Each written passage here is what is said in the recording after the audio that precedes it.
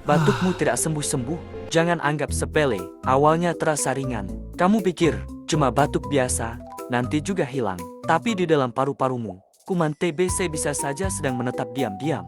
Tubuh berusaha melawan, namun perlawanan itu menimbulkan peradangan dan luka kecil di paru-paru.